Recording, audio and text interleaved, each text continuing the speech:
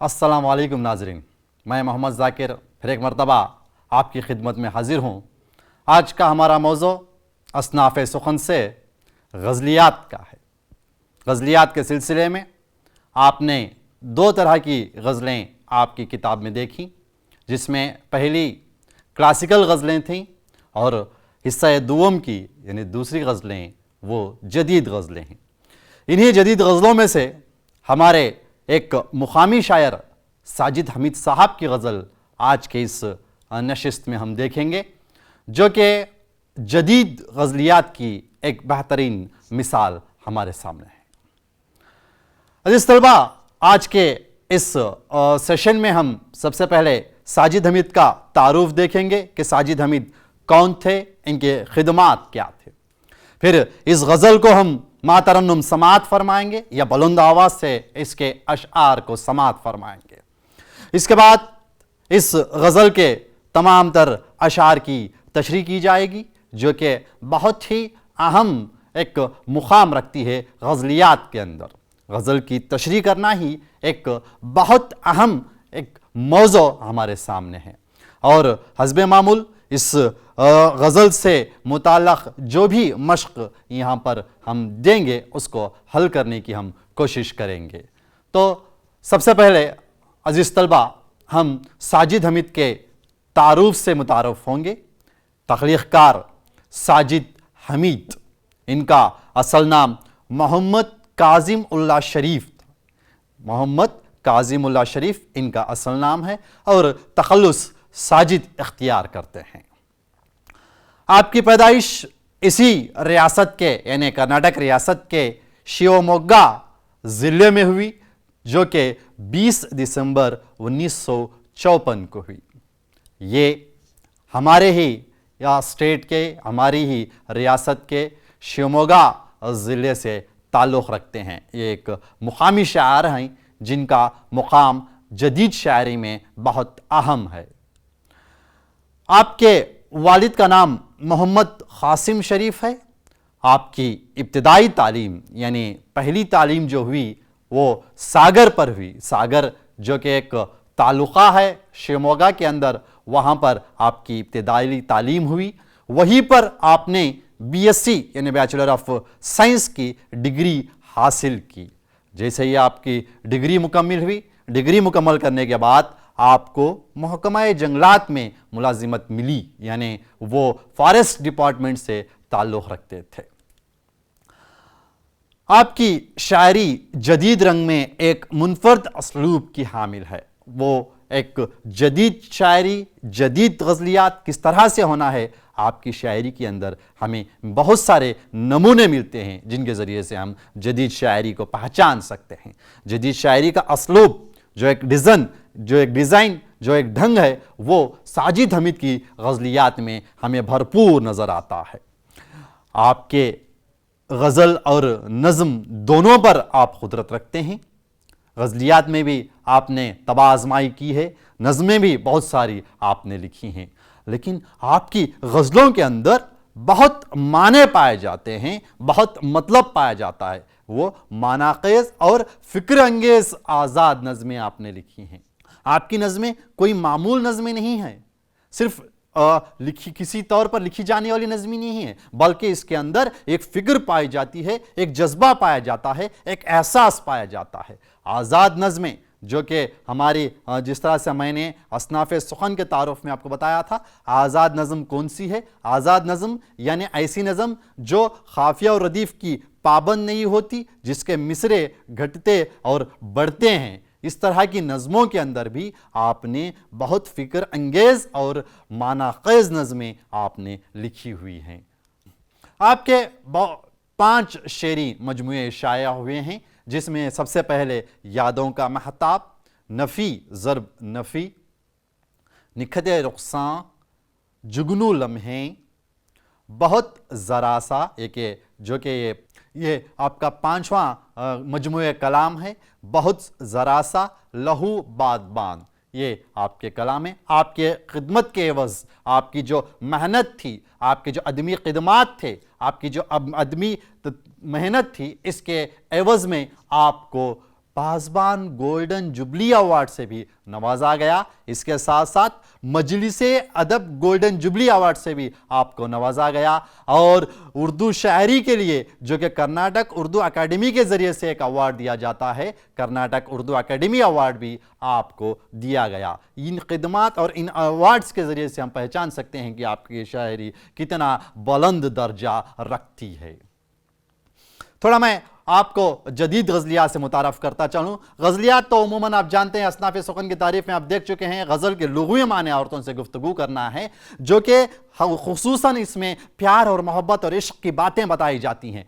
یہ عشق اور محبت کی باتیں کلاسیکی زمانے میں غزلیات ایک محدود ہوا کرتی تھی کہ اس کے اندر صرف عشق اور پیار اور محبت کی باتیں ہوا کرتی تھی.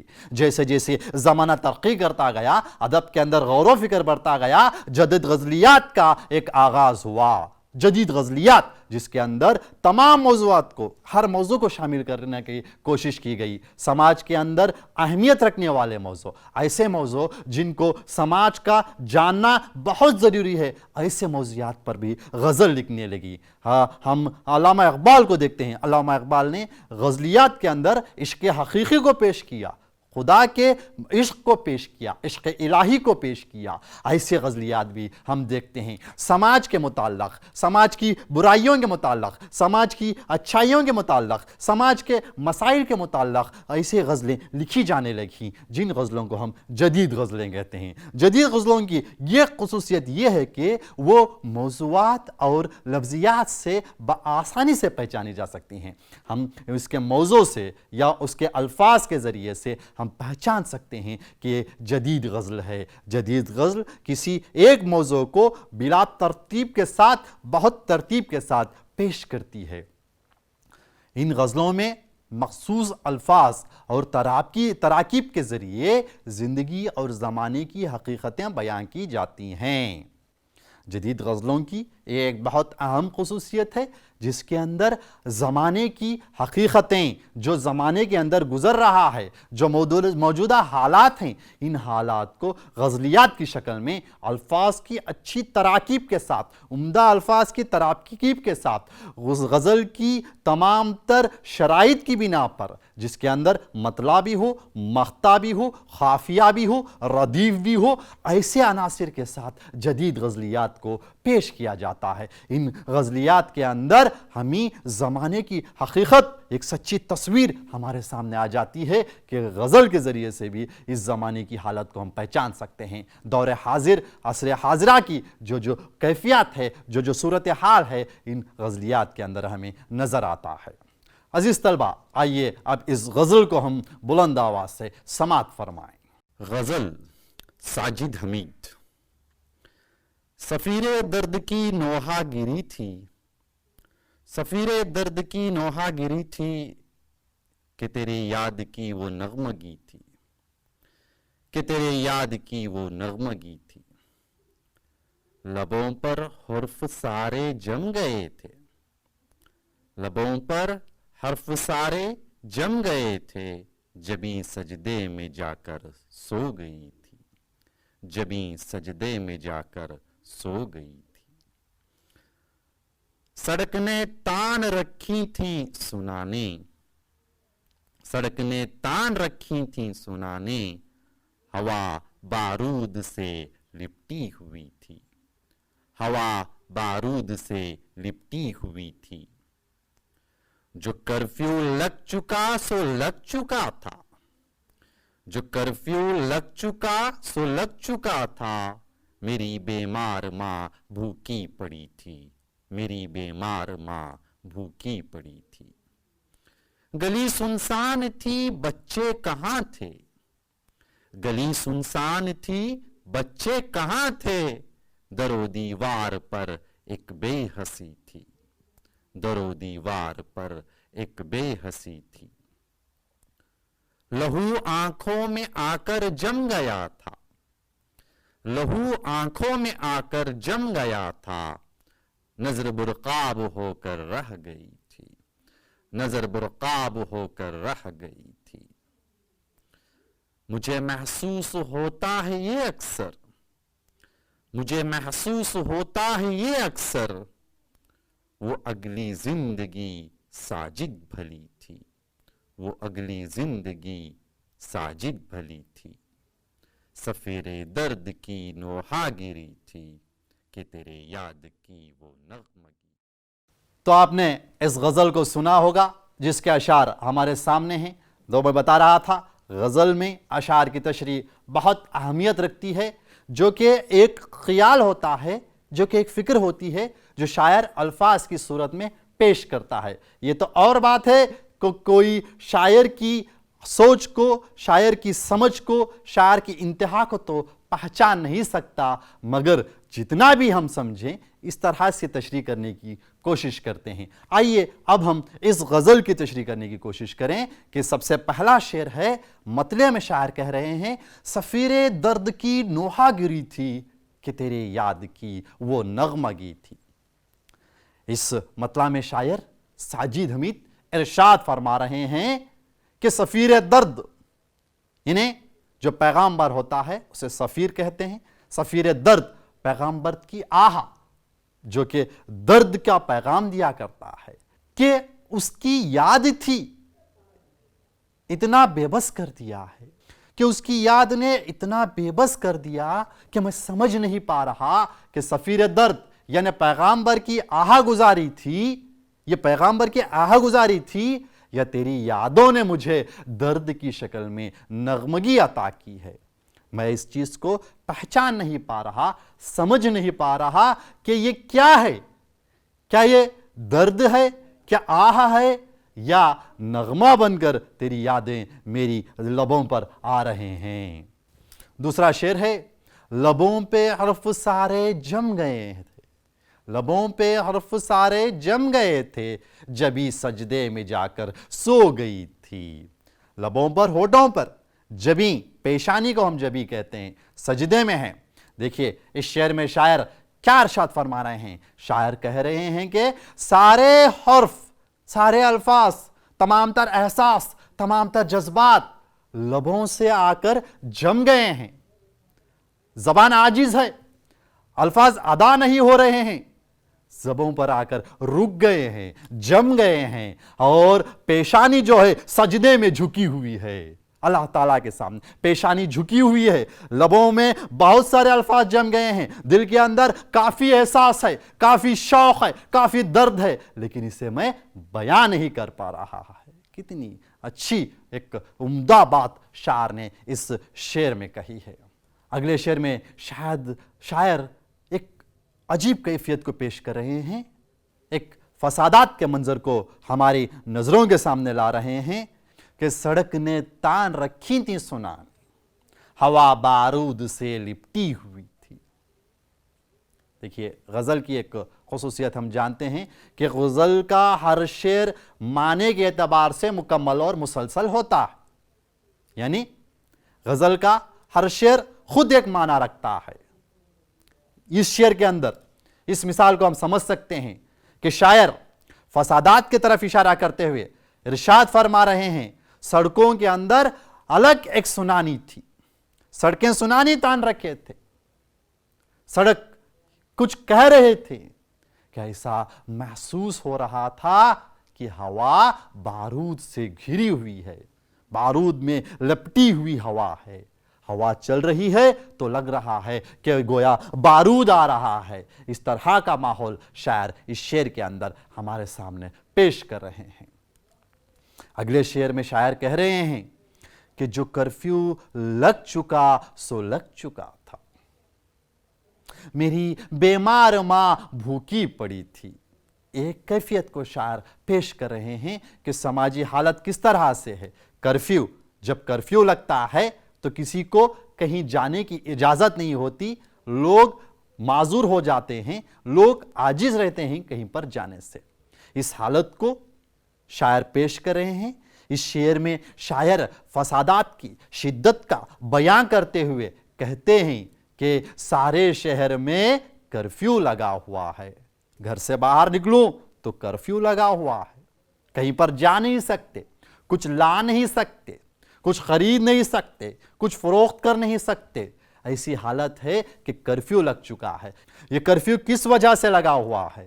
ہماری ہی کرتوتوں کی وجہ سے، ہماری ہی غلطیوں کی وجہ سے، ہماری نادانیوں کی وجہ سے، ہماری جو کوتاہیاں ہوئی ہیں، ہماری جو ناسمجھی ہے، ہماری جو نادانی ہے، اس کی وجہ سے کرفیو لگا ہوا ہے۔ انسان کو نہیں سمجھ پا رہا ہے، انسان کے دل سے محبت نکال کر دشمنی پیدا کر رہا ہے۔ ایسا ایک ماحول کرفیو کی وجہ بن جاتا ہے۔ جب اپنے کو پیٹنے لگے، اپنے سے بیر کرنے لگے، دشمنی کرنے لگے، تو کرفیو کی حالت پیدا ہوتی ہے۔ اور حالات اس طرح سنجیدہ ہیں کہ میری ماں گھر میں بھوکی پڑی ہوئی ہے، وہ بے بس ہے، لاچار ہے۔ کھانا تو موجود ہے، روٹی تو موجود ہے، مگر حالات نے ایسی ایک میرے سامنے رنجش پیش کی ہے کہ میری ماں کے لیے، میری بھوکی ماں کے لیے میں روٹی کا انتظام کرنا بھی مشکل ہو گیا ہے، دشوار ہو گیا ہے۔ میری ماں مجبور ہے، بھوکی ہے، میں باہر جا کر اسے روٹی نہیں لا سکتا، اس کا پیٹ نہیں بھر سکتا۔ ایسے حالات میری نظروں کے سامنے ہیں۔ وجہ کیا ہے؟ شاعر کہہ رہے ہیں وجہ کرفیو ہے۔ کسی کی غلطی، کسی کو سزا، ہر ایک سزا بھگت رہا ہے۔ کسی نے غلطی کی جس کی وجہ سے کرفیو لگ گیا، اس کرفیو کی وجہ سے جو تکالیف ہر انسان کے سامنے آ رہے ہیں وہ میری ماں کے سامنے بھی ہیں۔ میری ماں بھوکی ہے، بے بس ہے، لاچار ہے، اسے روٹی چاہیے، اسے کھانا چاہیے۔ اس کھانے کا انتظام کرنے کے لیے میں باہر نہیں جا سکتا۔ میں کتنا مجبور ہوں، میں کتنا عاجز ہوں۔ کتنی اچھی بات شاعر نے، کتنی بہترین بات اس شعر کے اندر کہی ہے۔ جو کرفیو لگ چکا سو لگ چکا تھا، میری بیمار ماں بھوکی پڑی تھی۔ میری ماں میری نظروں کے سامنے ہے، بھوکی ہے، مگر میں اسے روٹی کا انتظام تک نہیں کر سکتا۔ اگلے شعر میں شاعر ایک عجیب کیفیت کو پیش کر رہے ہیں کہ گلی سنسان تھی، بچے کہاں تھے، در و دیوار پر ایک بے حسی تھی۔ گلی کی رونق، گلی کی خوشیاں، گلی کہتے ہیں جس کے اندر بچے کھیلتے رہتے ہیں، لوگوں کی چہل پہل ہوا کرتی ہے، اس کو ہم گلی کہتے ہیں۔ انسان ایک سماجی جانور ہے، سماج کے اندر بستا ہے، سماج کے اندر لوگوں کے ساتھ مل جل کر رہتا ہے۔ کیوں مل جل کر رہتا ہے؟ تاکہ باہمی محبت پیدا ہو سکے، آپسی بھائی چارہ ہو سکے۔ اس لیے انسان سماج کے اندر، لوگوں کے اندر زندگی بسر کرتا ہے۔ ایک دوسرے کے خوشی میں، دکھ میں ہم ایک دوسرے کے ساتھ دیں، ایک دوسرے کا ساتھ دیں، ایک دوسرے کے ساتھ آئیں۔ اس کی مشکل میں ہم ساتھ آئیں، ہماری مشکل میں وہ ساتھ آئیں۔ اس لیے انسان ایک دوسرے سے مل کر رہتا ہے۔ مگر یہ کیفیت کیا ہے؟ گلی سنسان ہو گئی ہے۔ گلی کی رونق، جو بچے کھیلا کرتے تھے، آج وہ بچے نظر نہیں آ رہے ہیں۔ بچے کہاں چلے گئے؟ ان معصوم بچوں کو کھیلنے تک کی اجازت نہیں ہے۔ گلی اس طرح سے سنسان ہے۔ اس کا اثر کیا ہوا ہے؟ در و دیوار پر، دروازوں پر، دریچوں پر، دیواروں پر ہم دیکھ رہے ہیں کیا ایک بے چینی کا عالم ہمیں نظر آ رہا ہے۔ کہیں پر چین نہیں، کہیں سکون نہیں، بچوں کو کھیلنے کی اجازت نہیں، ماں کو روٹی لانے کی اجازت نہیں۔ ایسی ایک کیفیت، ایسی ایک حالت ہم نے پیدا کر دی۔ گلی سنسان نظر آ رہی ہے، ایک سناٹا چھایا ہوا ہے، ایک خاموشی چھائی ہوئی ہے گلی کے اندر۔ بچے گھر میں دبے ہوئے، چھپے ہوئے ہیں، اور اس ماحول کی وجہ سے در و دیوار پر ایک بے حسی، ایک بے چینی کا عالم ہمارے پاس موجود ہے۔ ایسا ایک ماحول بنا دیا ہے جس میں انسان خوش نہیں رہ سکتا۔ ایک درد کے اندر، ایک خوف کے اندر، ایک ڈر کے اندر انسان زندگی بسر کر رہا ہے۔ گلی سنسان ہے، بچے کہاں ہیں؟ پہلے مصرعے میں شاعر کہہ رہے ہیں کہ بچے کہاں ہیں؟ گلی کیوں سنسان ہے؟ یہ در و دیوار پر کیوں ایک بے حسی، ایک بے چینی چھائی ہوئی ہے؟ اس چھوٹے سے شعر کے اندر شاعر نے کتنی عظیم بات کہی ہے، کتنی بہترین بات شاعر نے کہی ہے۔ تو اس شعر کے ذریعے سے ہم پہچان سکتے ہیں کہ ساجد حمید کی شاعری کتنی عمدہ اور بہترین ہے، किस तर्ज फ़िक्र की ख्याल जो हम बात कर रहे थे वो तर्ज फ़िक्र हमें यहाँ पर नज़र आता है कि छोटे से अल्फाज के अंदर, चंद मिसरों के अंदर, चंद अशार के अंदर अपनी पूरी बात को समझना, गोया के कूसे में समुंदर को कैद करने की बात यहाँ पर शायर ने की है। लहू आंखों में आकर जम गया था, नजर बुरखाब होकर रह गई थी। आंखों में जहां पर आंसू हुआ करते हैं वहां पर क्या जम गया है? लहू यानी खून जम गया। नजर बुरखाब जो पानी में बिजली की तरह बिजली गुजरती है, बुरखाब, इस तरह से हमारी नजर बुरखाब बनकर रह गई है। इस शेर में शायर दर्द की इंतहा का जिक्र करते हुए फरमा रहे हैं कि आंखों में आंसू की जगह लहू जम गया है। रोना चाह रहे हैं लेकिन आंखों में आंसू की जगह लहू जम गया है, खून जम गया है, इतना दर्द आ गया है। और गम की ये कैफियत है कि नजर बिजली बन गई है। नजर क्या बन गई है? बिजली बन गई है। अपने आखिरी शेर में मख्ता में शायर इरशाद फरमा रहे हैं कि मुझे महसूस होता है ये अक्सर वो अगली जिंदगी साजिद भली थी। साजिद जो कि शायर का तखल्लुस है, वो मख्ता में वो इस्तेमाल कर रहे हैं। शायर जिस तरह से हमने बताया था, मख्ता में उमूमन शोरा अपने आखिरी शेर में मख्ता में तखल्लुस का इस्तेमाल करते हैं। मुझे महसूस होता है ये अक्सर वो अगली जिंदगी साजिद भली थी। मुझे, शायर को, ये महसूस हो रहा है, इस चीज का एहसास हो रहा है कि इस जिंदगी से कई मर्तबा मेरे दिल में एक ख्याल आता है कि इस जिंदगी से, इस कश्मकश से, इस तकलीफ से, ये जो मेरे सामने जिंदगी है, जो मेरे सामने जो सवाल बनकर खड़ी हुई है, इस जिंदगी से मेरी अगली जिंदगी जो पहली की जिंदगी थी, जिसमें मैं गली में खेल सकता था, माँ को रोटी ला सकता था, ऐसी जिंदगी मेरी भली थी, अच्छी थी।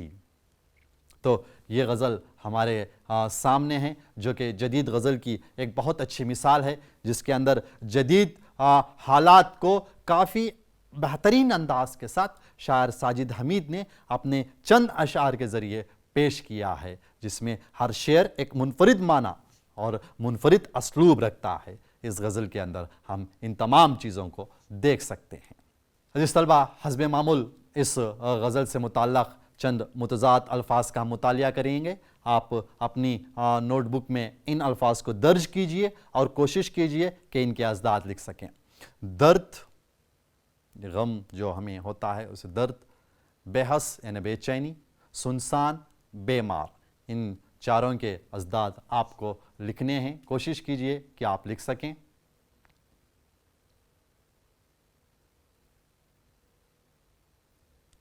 आपने लिखा होगा, इनके अज़दाद कुछ इस तरह से होंगे: दर्द, बेदर्द, बेहस, हसास, सुनसान, आबाद, बेमार, शिफा। ये इनके अज़दाद होंगे, आपने भी लिखा होगा। आगे हम बढ़ते हैं जिन्स की तरफ। मुज़क्कर मोनस, जिसे तस्कीर व तानीस भी कहते हैं। आपको इन अल्फाज की जिन्स पहचाननी होगी कि इनमें मुज़क्कर कौन से हैं और मोनस कौन से हैं। सफ़ीर, नगमगी, जबीन, भूख, पारूत। कोशिश कीजिए कि आप इनकी जिन्स लिख सकें।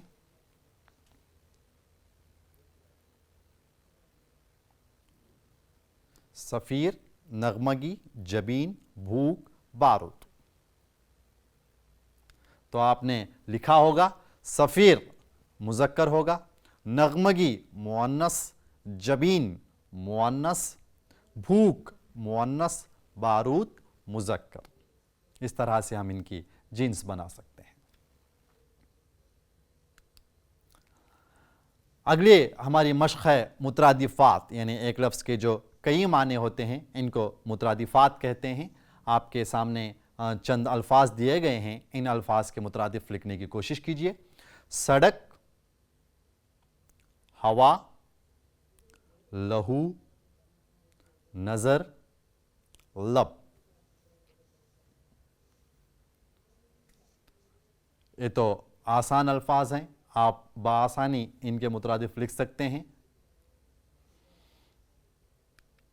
तो आपने लिखा होगा सड़क यानी रास्ता, राह जो होती है उसे कहते हैं। हवा, हवा यानी बाद, बाद जिसे हम कहते हैं। लहू, खून। नज़र, देखना। लब, लब यानी होंठ, ये इनके मुतरादिफ होंगे। तो अजीज़ तलबा, आज की इस नशिस्त में हमने सबसे पहले साजिद हमीद से मुतारिफ हुए, जो कि एक जदीद बेहतरीन शायर हैं, जिनका ताल्लुक़ रियासत कर्नाटक के ही शिवमोगा ज़िले से है।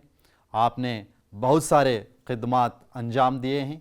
आपके पाँचों मजमूए कलाम का हमने मुताला किया, जाना कि आपके पाँचों मजमूए कलाम कौन कौन से हैं। गज़ल को भी हमने बुलंद आवाज़ के साथ सुना।